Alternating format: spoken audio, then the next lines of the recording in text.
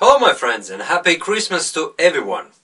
I'm back with another practical English grammar lesson, and today let's look at how to talk about future in conversational English.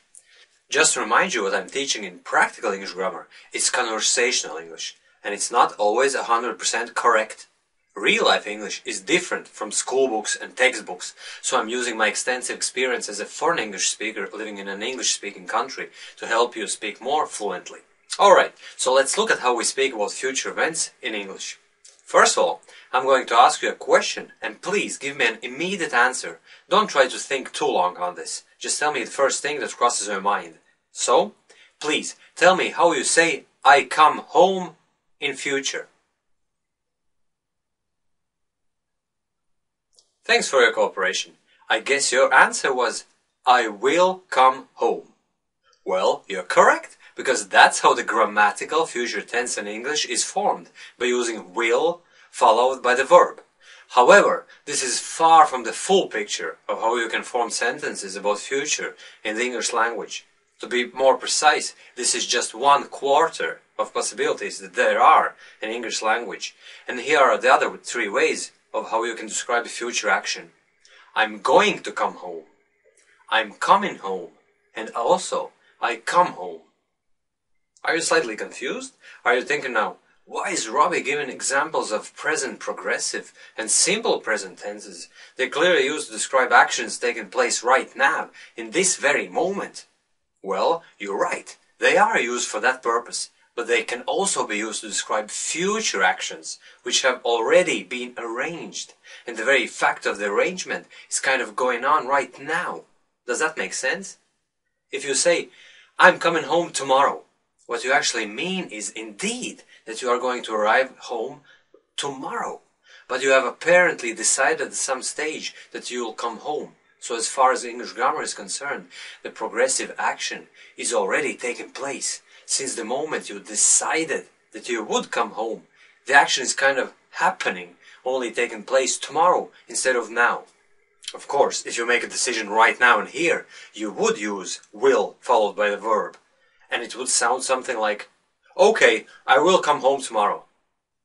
But you'll never sound a fluent English speaker if the only way to describe future action for you is I will come home. In fact, this grammar form, will followed by a verb, isn't that often used in real English. And it's very badly overused by foreign English speakers.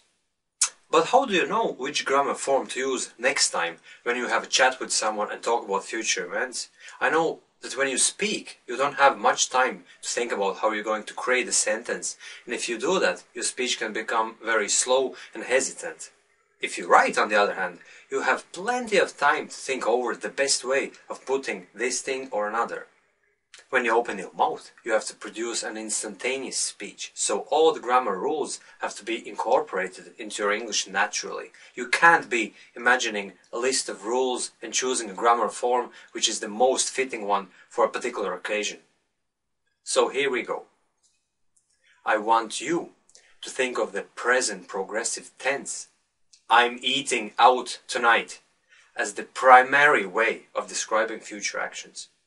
If you check my video speaking about past events during English conversations, you'll realize that in daily conversations, present progressive can be used a lot to tell about past events. The same goes with events taking place in future.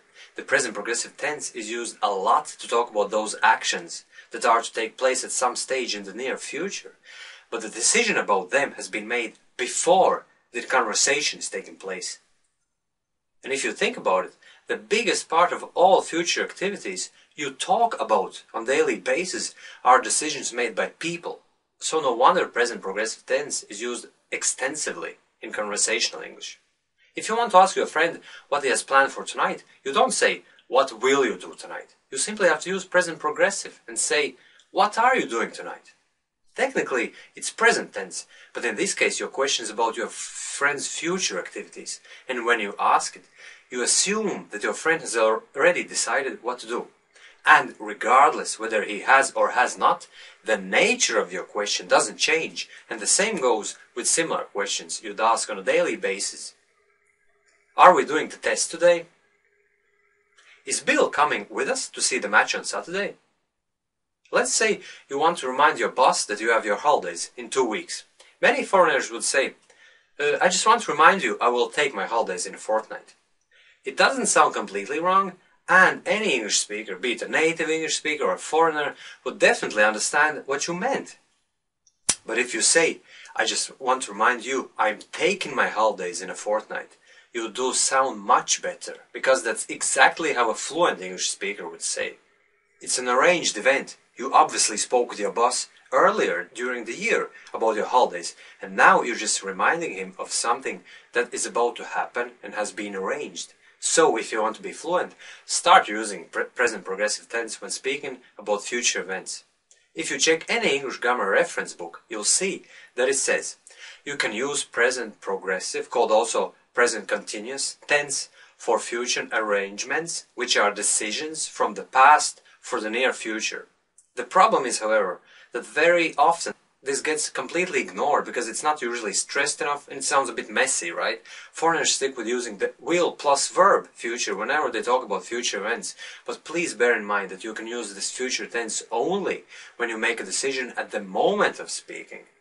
Most of the references you're going to make about future actions during daily conversations with friends, work colleagues and so on will refer to decisions that have already been made. These are the future activities that have been arranged. They're nearly a fact.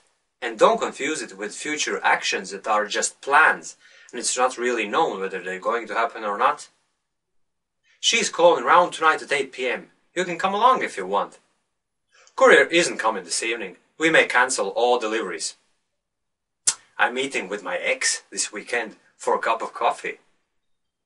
You see, if you think about all these examples I just mentioned, you'll realize that those actions have been obviously arranged, or not arranged, as with the courier who wasn't coming, but still the very nature of a courier visit is that it's arranged usually, right?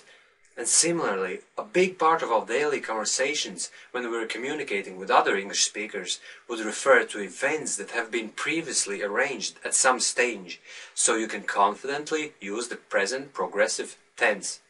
Just try to imagine a conversation you'd normally have with someone at work, college, or at home.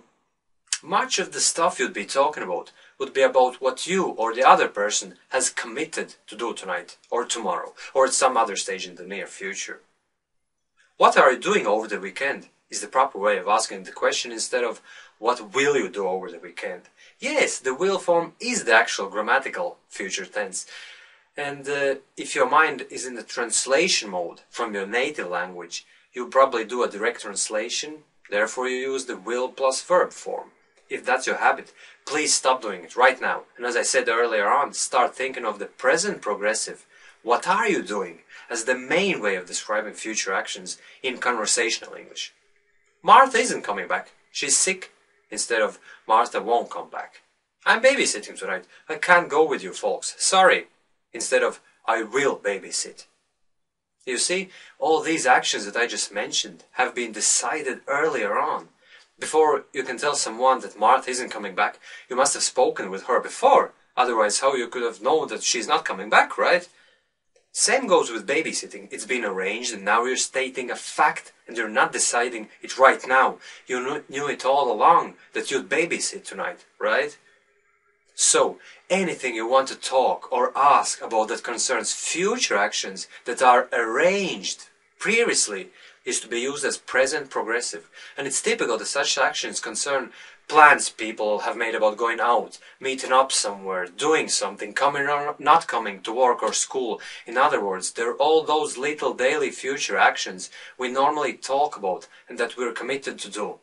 So here's another typical example. How's your sister? Is she coming to work? No, she's still sick. She's staying at home till Tuesday. We have to use present progressive tense here because coming or not coming to work is a decision that your chat partner's sister has already decided upon. And even if you get an answer, I don't know, she didn't tell me, it doesn't change the nature of the question. Even if you were chatting with a sister and you would expect to make her mind up right now, you'd ask the question the very same way. The conversation would sound like this. So, are you coming to work tomorrow or not? Well, okay, I'll come, but I'm still not feeling well.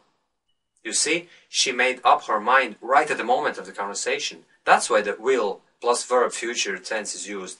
But it still doesn't affect your question. After all, you can't always know if the person you're talking to has decided upon the particular thing or not, and you'd be really going mad by trying to adjust your English speech to any possibility, whether the person has decided or not, or if they're about to decide now, or in 5 minutes, or whatever. Don't make it so complicated for yourself.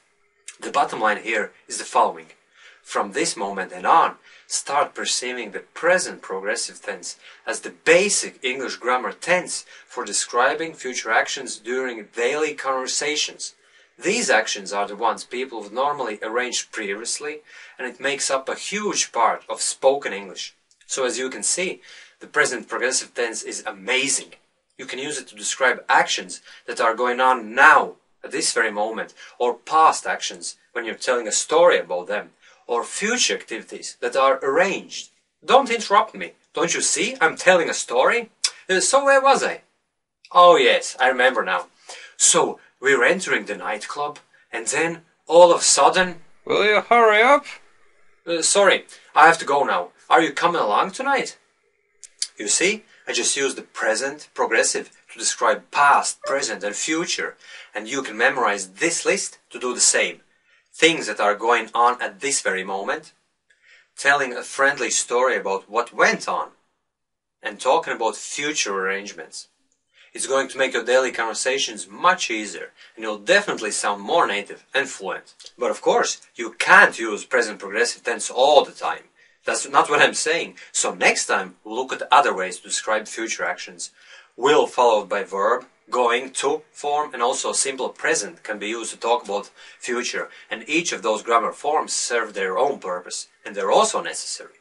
However, I'd say you'd sound much better if you overused present progressive tense rather than the future tense in your spoken English. English teachers would probably kill me for saying that, but I really think that the standard I will blah blah blah sounds like taken from the grammar book. Way too many foreigners use it as the only way of speaking about future actions, and it sounds really bad. So I'll say it for the last time. Please start regarding present progressive tense as the standard future tense to use during conversations, because most of the simple stuff we talk about on a regular basis is about those prearranged activities.